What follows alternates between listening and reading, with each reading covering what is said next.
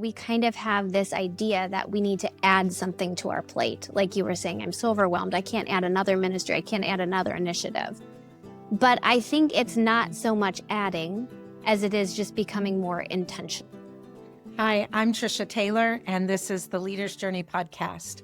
And I want to just pretend like we didn't even have to stop the last episode that we recorded, but we were able to just keep talking, because today we're going to pick right back up where we left off with Mac McCarthy and Josie McCarthy. Mac is on our team.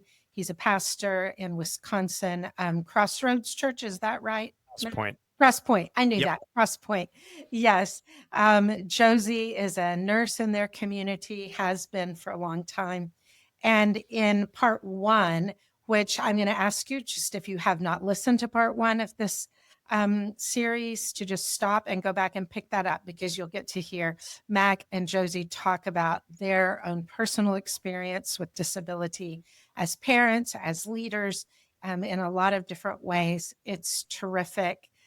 We kept talking way past the time that it was time to wrap things up. Just such a good conversation. But once you've listened to that, now just like don't even take a breath, and you can pick up right here. And we're going to jump right into where we left off, which was, I said, okay, I love your story, and this is terrific.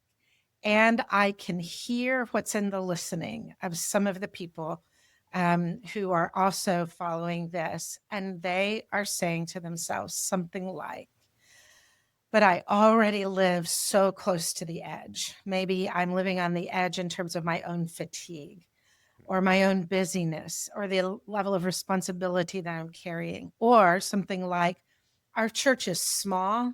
We lose one more family, two more families. That feels really precarious. And everyone knows, if a worship service maybe is disruptive, people won't come back. Mm-hmm. Or if you ask people to sacrifice, well, they don't like that. And so, so what do we do about that? And that started a conversation between us that I want our listeners to be able to hear. So let me just jump in and ask you, so what about what's in the listening of some of the people who are tracking, but also thinking, but. Yeah. Well, I think I said, be kind to yourself. I remember saying something along those lines. And part of what I would want to start with saying is that God already knows everything you have on your plate. He sees your exhaustion. He knows your fatigue. He knows the responsibilities you're juggling.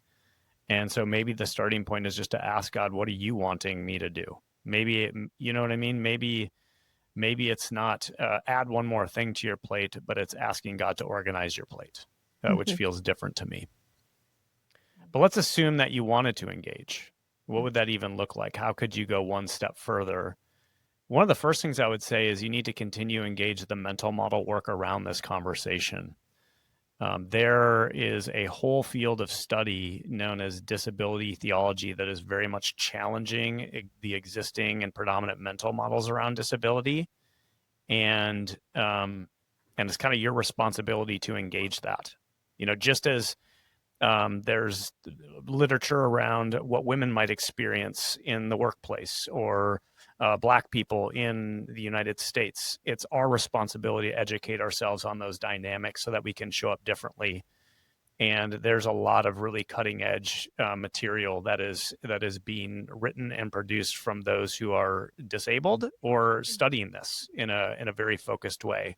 Mm-hmm. And the way I would get at it is, when I was in seminary, I had to take numerous theology courses, and I still have textbooks where like maybe a chapter heading would be a feminist theology, liberation theology, Asian theology. And many people have pointed out, hey, why is there that disclaimer in front of their theology, but we just call basically Western white male theology Christian theology? Why is that? No, we'll save that for another. Yeah. But the point is, I think a lot of people have done a great job addressing that conversation to say, hey, everybody's writing from a social location, and are processing theology through a particular lens. And that's that can be an advantage and a disadvantage. And so, for example, Esau McCully's book, Reading While Black, I think he does a great job saying, hey, I'm a black man, and that shapes the way I see things. And I want to be careful about imposing that onto the biblical text in a way that would distort it. Mm-hmm. But I want to argue that that also gives me a lens to be able to see things that maybe other people aren't able to see. And I know when I read that, asking me as a white person to recognize that I also come to the text with a particular lens. yes, Not just that Esau McCully comes to the text with a particular lens. all of us do.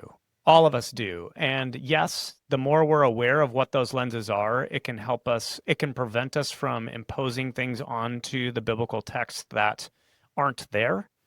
But it also maybe helps people see things that are there that those who don't have that unique experience aren't able to see. Mm. So as I read, for instance, again, I'm using Esau McCully as just one example.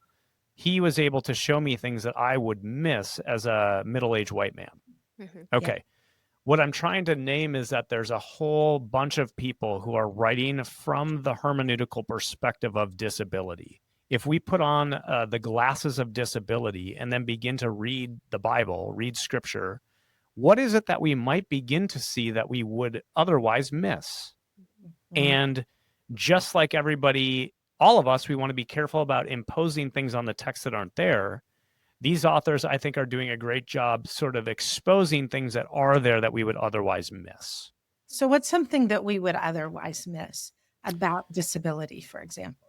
Yeah, I think some of the voices around disability theology are naming that there's this common perspective that disability is the result of brokenness and sin in the world, and the ultimate end result is healing, meaning Who sinned, this man or his parents? correct. Exactly. Yes, that would be an example of giving insight into that text, right? And so many of these authors are arguing or advocating that disability is an identity marker that doesn't need to be fixed or changed. So it's not a problem to be fixed. It's actually sort of a vital and God-honoring part of diversity that belongs in the church. So maybe it's not about becoming independent, but rather disability gives us insight into God's ideal, which is interdependence. Mm-hmm. Yeah. And when we emphasize that just disability is the result of sin, brokenness, or something that needs to be healed, then that shapes the way we engage people who are disabled, namely, you're a prayer request that I need to fix. Yeah, you're a problem I need to solve. Exactly. Yes. Yes. Mhm.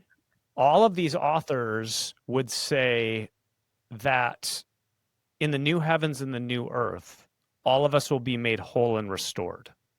Okay, so they're not disagreeing that there's some wholeness waiting for someone who has a disability on this side of heaven. But there is a question about what does that wholeness look like? Yeah. And so positively, it's really pushing back against, I think, poor ways of engaging that are rooted in pity, maybe some tokenism around parading disability as evidence of inclusion, confronting how ableism shapes our church life. Mhm. Yeah. They're doing a lot of great work, Mhm. and yet there's also some really sensitive questions that need to be asked. And if people could come to that, not with do I agree or disagree with this theologically, but more with the idea of what is this angle on this? Help me to see about myself, my mental models about disability, my mental models about what church should be, and so forth. That could be a really breakthrough kind of conversation, it seems to me. Yes. Yes, and some of that work can be done on your own. You can, if you have a theological background or are interested and enjoy reading, you can do some of this reading on your own. Mhm. And if there's someone in your community that enjoys dialoguing about this, Mhm. that can add to your mental model work.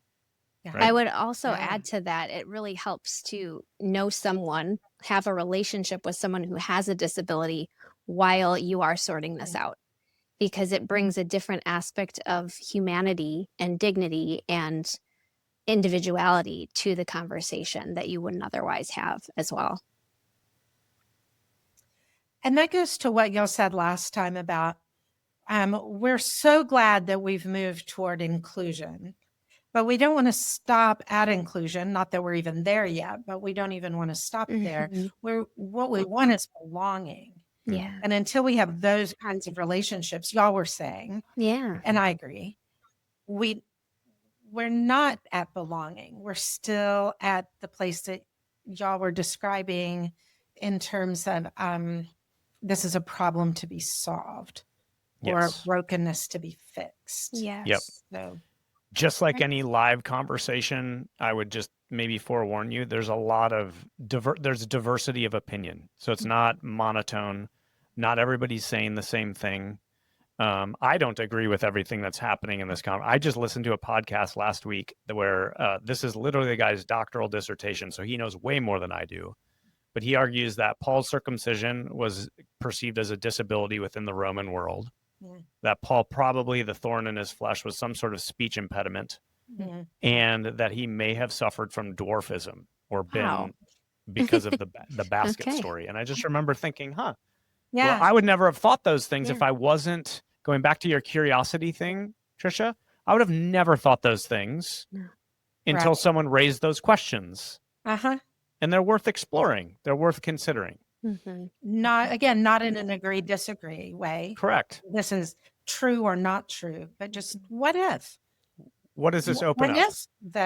What if the thorn in Paul's flesh was related to some kind of disability? What would that mean? And so I still want to go back to our hypothetical listener who is saying, yep, I agree. I think that this is probably, that however it works out in terms of the details, God's plan is for the church to represent everyone, for all of us to be able to participate, to belong. And I'm just tired. I'm overwhelmed. I'm overwhelmed. And I am afraid that if I lean into this, people will leave. Yeah. Take a deep breath. Right. I think that's a very common feeling, to just be overwhelmed. And there's so many opportunities, even within a church community, that you can be involved with. And you certainly can't be involved in all of them. And so I do think a large part of it comes down to your calling, kind of what Mac had mentioned before, where is assuming that God is at work, that Jesus is ahead of us and working in every person's life. We can assume that God is working in the area of disability within a community. And who would God raise up in your church or in your circle of people? Not everybody is equipped or passionate about working with people with disabilities. Now, everyone should have some baseline knowledge and ability to interact, but not everyone is being called to head up this area of ministry or be passionate about it. And I think that is a key factor in this conversation. I would add to that by saying I'm right there with you. And let me explain what I mean. We had someone come and lead our staff this past Monday in a conversation around disability. This is a woman who led a disability ministry for over 15 years, and recently attended a church conference on disability in the church. And so she was just bringing a lot of helpful information. But at one point, we started talking about other churches in the area that seemed to be embodying this really well. And one of the things I noticed in each one of the stories was that the person who championed this throughout the church was usually a parent of someone who had a disability.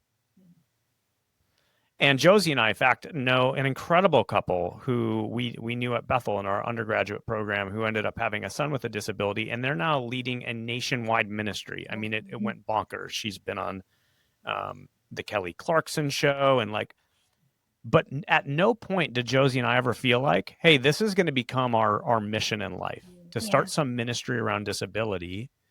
And I named that to our staff on Monday. I said, this is overwhelming to me. We're trying to survive some unique challenges that we're experiencing with Griffin in this particular season. Like, we're in survival mode. I'm not the person who can like take the baton and lead the charge in this area. But nor am I supposed to. And that's kind of where we have to get to our philosophy of ministry and some of the mental models we bring to church leadership. There's a strong inertia for, if this matters, then the leader needs the leader, or more broadly, the staff needs to be taking the reins. And I want to flip that upside down a little bit and ask the question, not only is what is God doing already in your community, but who in your community already has more expertise than you do in this area? And I have a son with a disability, but there are at least 5 people I can name that actually are way more knowledgeable than I am when it comes to disability in our community that would do a much better job spearheading this and leading us into something that looks like God's kingdom. And I would add, not only who knows more, but in every congregation we've been in, often these are people who just have a deep well of caring, who might not be the ones that are signing up for everything else. Yes. That has been true in our congregations. The people who just notice, wait, we want this to be a place where anyone can flourish. And, they take that on in a way, and maybe they're not the experts. Maybe someone else has to kind of come in and help structure things like that. But they're the ones who, I don't know, in some ways, they're the ones that aren't moving 90 miles an hour, like I am, like many of the pastors. But they're often, at least in the congregations that we've served, been some of the ones who just have a little more, I don't know, a little more willingness to just walk with people. Without having to start programs. That's right. And then the program comes out. That's right. Yeah, I would actually encourage you not to go out and try to start some sort of a program, because it will be probably half-baked and really difficult to sustain. But what I am advocating, and this is some technical language, is to take an asset-based community development framework. And so take missions, for example. Oftentimes we go on short-term mission trips and we try to kind of come in with sort of a Messiah complex and bring our own resources to the area to provide relief or development or whatever it is. The best thinkers are going, well, what if we assumed all the resources we need are actually in that community, and our job is to help bring those to the surface and equip them to coordinate and activate on those. So what I'm suggesting is, rather than you assuming, hey, I need to figure this out and then present it, what if you assumed that the diversity God wants in your church community pertaining to disability is already present in your community? And you want to foster an environment where that can begin to surface and grow and take shape. I don't want to tell other people's stories here, but we've served 3 congregations, and in each of those congregations, what you're describing has been exactly what has happened. In some really lovely ways. I love that. I love that. This affects more people than we realize. So I know we've been talking about Down syndrome a lot because that's part of our story. But statistics suggest when you look at all the adults, children, there's invisible disabilities, ones we don't even see. There's physical disabilities, cognitive, mental health. About 17 to 20% of the American population has some sort of a disability when you consider all the different types and varieties, which means about 1 in 5. I mean, it's already present in your church, is what I'm trying to say. Absolutely. And I don't know if that statistics takes this into account, but I know that in our congregations, often that goes along with aging as well.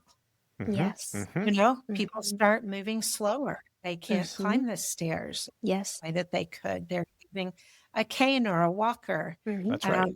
And so on. And I wonder if they even get counted in the conversation about how to make our congregation's a place where everyone can flourish. That's right. Able-bodiedness exists along a continuum or spectrum. And I know there's even people in our church, as they've aged and are no longer able to make it to our weekend service, they feel useless in our community. Yeah.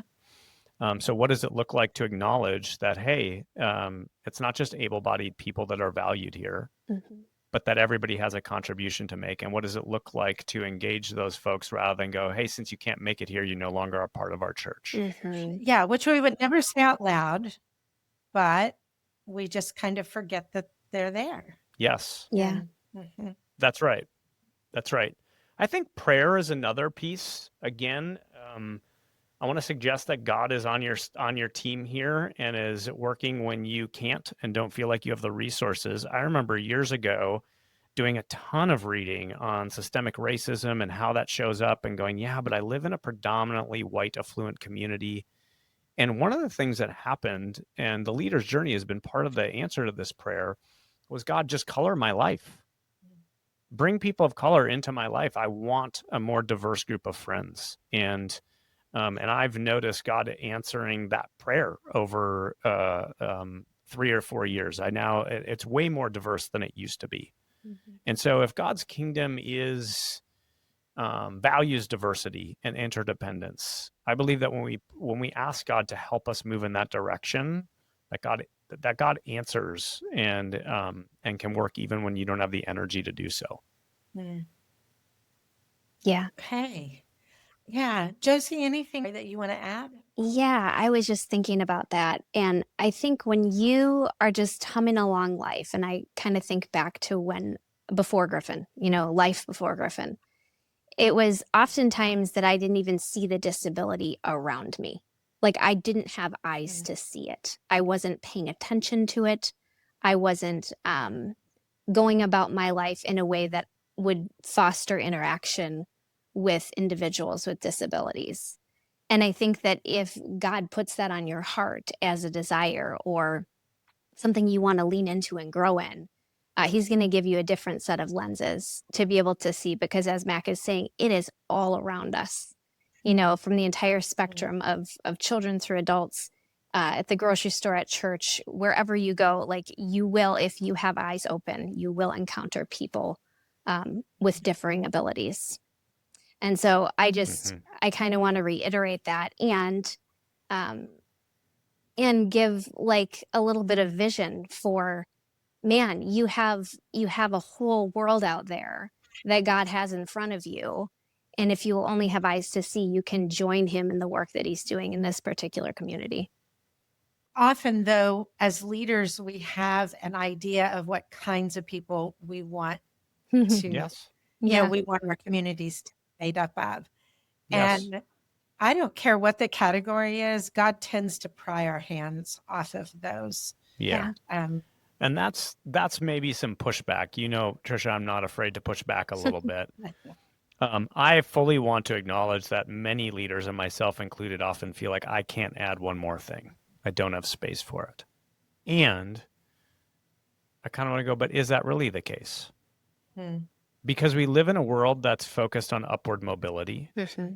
How much time do you spend, for instance, engaging in work or effort to climb the ladder or to, put yourself on social media to boost your, you know what I mean? Yeah. And I think of maybe one of the most inspiring people for me in this area is Henry Nouwen, who left a prestigious academic career at Ivy League schools, abandoned it all, not to sacrifice his voice, but to move into a community with those who have disabilities. And very much it wasn't a pity move, it was a belonging move. There was a sense of reciprocity and mutuality that comes through in his writing. Yeah. And that was a life of downward mobility. And that is required. The way of Jesus is the way of downward mobility. And it does require us to reshape our priorities. Yeah. You know what I mean? Absolutely. So I hope that's not like maybe too much of a pushback, but sometimes we may not feel like we have space for something because our priorities aren't where they need to be or could be. And I know that you're saying that, if you're just listening, you can go look on the YouTube video of this conversation and see that Mac is saying that with a very compassionate face. that, that you're both pushing back, that you are pushing back, you're challenging, but that you're doing that in a safe and compassionate way. And I think too, I want to go back to what y'all said earlier about what the role of the leader is. Mhm. But the role of the leader in this case, for both of you, you're talking about noticing, you're talking about creating openness. And the role of the leader may be to do that, not so much, okay, now we've got to start some kind of program. Sure. But to just guide a community in noticing and guide a community in being curious and just, taking that initial anxiety that we all have when we're thrown into a situation where we don't know it, and then helping us get past that Yep. long enough to wonder, okay, what might God be doing here? And how do we Yes. stay open to that? Give one example to cast vision for that, because our community is very much growing. We don't have this solved or figured out. We have room to grow as well. We have a group of people who have Prader-Willi who come to our church, which is a kind of disability. There's probably about 5 to 6 of them that come periodically, and they stand in the front row and they worship passionately. Okay. Okay. We also, in each one of our weekend services, just have the introverts hate this, but we create some time for community. Find someone nearby, maybe you don't know, and just spend a few minutes hanging out. We give them a fun question or whatever. I've noticed that on the weekends I'm preaching or hosting our service, nobody interacts with the individuals who have Prader-Willi. So this is an example. In the very near future, I plan to name that for our community when our friends aren't present. Yeah. I'm noticing something, and I want to make sure that in future weeks they're never standing alone. And I know our community doesn't mean to do that. They just don't see it. And the moment I say, "Do you notice that?" they're never going to stand alone again. They just need some help. Yeah. You know what I mean? Which we have talked on several occasions about, that the work of the leader is guiding the attention of the group. That's right. That's what you're talking about. Yes. Yeah. Yeah. And in addition to that, we kind of have this idea that we need to add something to our plate. Like you were saying, I'm so overwhelmed. I can't add another ministry. I can't add another initiative. But I think it's not so much adding as it is just becoming more intentional. And in that way, this isn't requiring more time. Like with Mac's example, we all already have community time at our church every week. You'll be doing it either way. But if you have eyes to see this group of people that aren't being engaged, then you can become more intentional with the time that you already have. Oh, that's perfect. I love that. Yes, because if we're already in community, that's absolutely true. That's right.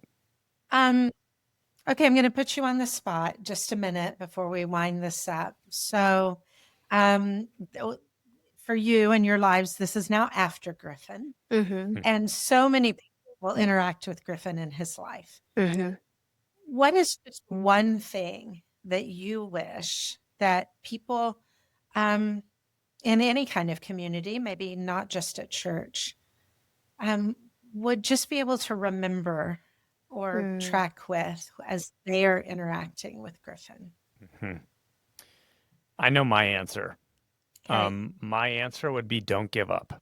Okay. And the reason why is because Griffin has Down syndrome. He's also autistic. And when he isn't interested in interacting, he won't interact with you. He'll say bye and he'll walk away.